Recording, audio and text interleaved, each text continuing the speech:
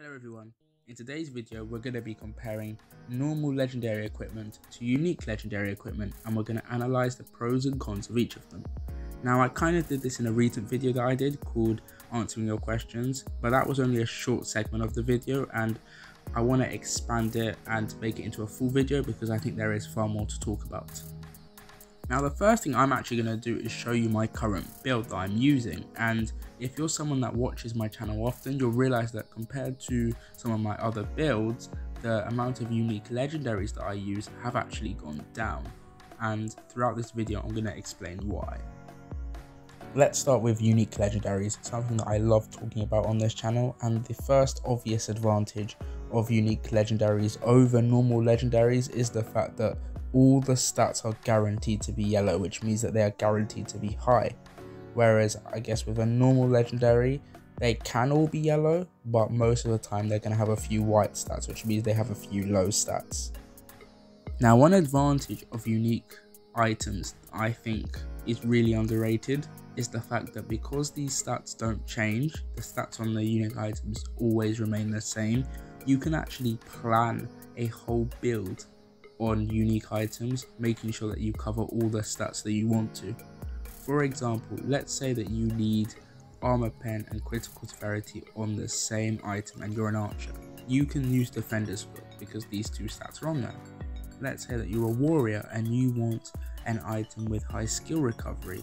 Well, you've got defender's mind if you really want to. Let's say that you want, I don't know, block rate, critical rate damage on the same item, you can use samurai helmet.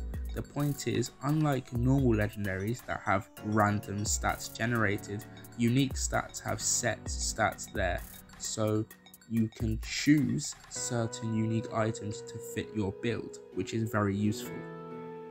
Now we're going to be talking about normal legendaries, and the first obvious advantage with these is that they're just far easier to get. The drop rates are far higher, they're more abundant. Chances are that you've actually got a legendary that you've sold, that you've melted, and obviously this is great because you can talk about unique legendaries being great and all, but if you can't get one, what's the point? And there are some unique legendaries that are ridiculously hard to get, like negation. I still to this day haven't got a negation yet, whereas with normal chest plates I've sold so many, I've melted so many because they're just so easy to get. So obviously that's one advantage of normal legendaries, they're just easier to get. Another great thing about normal legendaries is the fact that they are available in so many different maps, so you get to choose where you want to farm. So let's say for example I wanted a bow, I'm an archer and I'm level 151. I can go to Bridge of Stagnation and farm the bow there, and that means that I can also gain XP along the way. I can go to Ancient Fortress if I want to farm gems whilst farming the bow. I can go to so many different maps, whereas with a unique item like negation, let's use negation again, I have to go to Demon Settlement if I want to get negation, which limits my options and means that maybe farming isn't as profitable. In the beginning of the video, I said I don't use as many unique items as I used to, and this next point is the biggest reason why. Now before I tell you, I need to explain something. If you've played Darkfries for quite a while, you might remember playing before the massive update 0.11, the big update, and before this update there were mythical items, there was the old crafting system, and people didn't really use unique items back then. And the reason why is because what people would do is they would get two uncommon items. One would have primary stats that they liked, and the other one would have secondary stats that they liked. And what would happen is they would use a scroll of transferring, and then what they would do is they would switch the stats around. So one item would have all the stats that they wanted.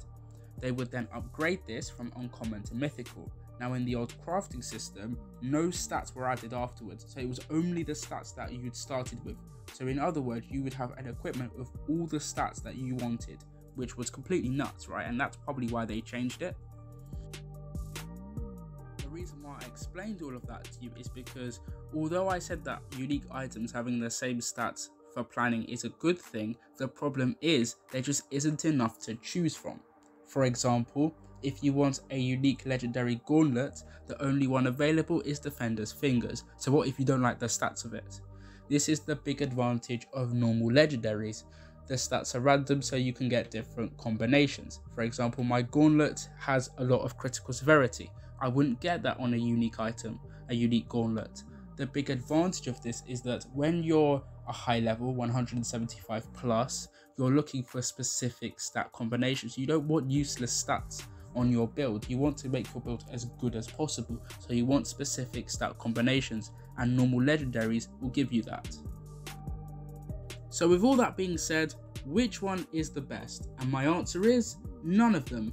Yes, that's right, none of them, because I've seen so many different builds with so many different items, unique or not, but they've all worked just as well, which shows you that it all comes down to what you want, what you choose, what's best for you. I can give you advice, I can give you information, but at the end of the day, you should be playing Darkrise how you want to and how it benefits you the most.